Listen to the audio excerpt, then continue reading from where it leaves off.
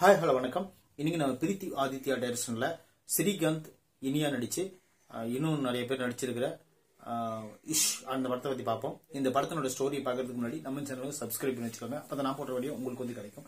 இஷ் இந்த படத்தினோட ஸ்டோரி என்னன்னு பாத்தீங்கன்னா, இந்த படத்தை வந்து 2 பாகமா கொடுத்திருக்காங்க. இந்த 2 பாகம் கொடுத்திருக்கிறதுல முதல் பாகத்துல வந்து என்னன்னு பாத்தீங்கன்னா, ஒரு ஸ்கூல்ல ஒரு பிரைவேட் ஸ்கூல்ல இருக்கிற ஒரு டீச்சர் வந்து அந்த குழந்தைகளுக்கு, அதாவது 8th 10th படிக்கிற குழந்தைங்களுக்கு வந்து செக்ஸ் கல்வி எஜுகேஷன் கொடுக்கணும் அப்படிங்கிறது அந்த குழந்தைகளுக்கு சொல்லப்படணும் அப்படின்னு சொல்லிட்டு அந்த பள்ளி முதல்வரால அவங்களுக்கு அறிமுகப்படுத்தப்படுறாங்க.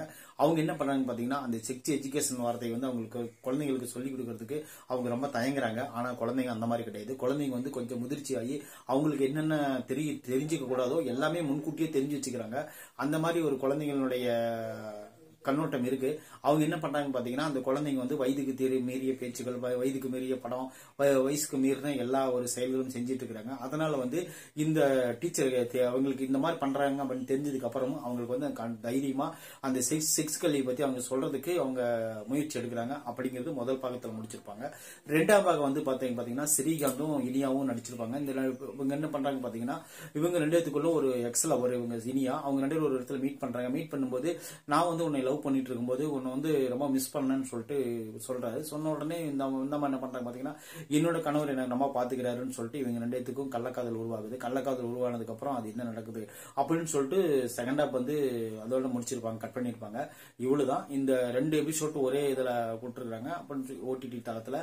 உங்களுக்கு டைம் இருந்தா விருப்பப்பட்டு பாருங்க. இது வந்து 18+ படம் தான். குழந்தைகள் யாரும் இந்த படத்தை பார்க்காதீங்க. ஏன்னா பாத்தீங்கன்னா கண்டிப்பா உங்க வீட்டுல இருக்கிற குழந்தை கூட கெட்டு போறதுக்கு வாய்ப்பு இருக்குது. அந்த மாதிரி சில சீன்கள் உருவாக்கி இருக்காங்க.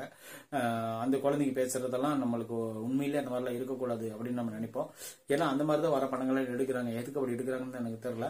ஆனா இந்த மாதிரி படத்தெல்லாம் எடுத்து குழந்தைங்களுடைய நாட்டத்தை வேற மாதிரி மாத்துறாங்கன்னு நம்ம யோசிக்க தோணுது.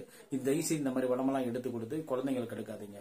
அதுக்கப்புறம் 2வது 18+ படமான ஸ்ரீகாந்த் நடிச்ச படமும் அதே போலதான். அது போல என்ன சொல்றது, இவங்களுக்கு விஷயங்களை பணம் சம்பாதிக்கிறது, நம்ம என்ன வேணும் சம்பாதிக்கலாம் அப்படின்னு நினைக்கிற விஷயத்துல இந்த மாதிரி படங்களை எடுத்து விட்டு ஏன் கொஞ்சம் மக்களோட குழந்தைங்களோட மனசை மாத்தணும் அப்படின்னு சொல்லிட்டு யோசிங்க. அது குறிப்பா குழந்தைங்க யாரும் இந்த படத்தை பார்க்காதீங்க அப்படின்னு நான் சொல்றேன். வேற ஒன்றும் கிடையாது.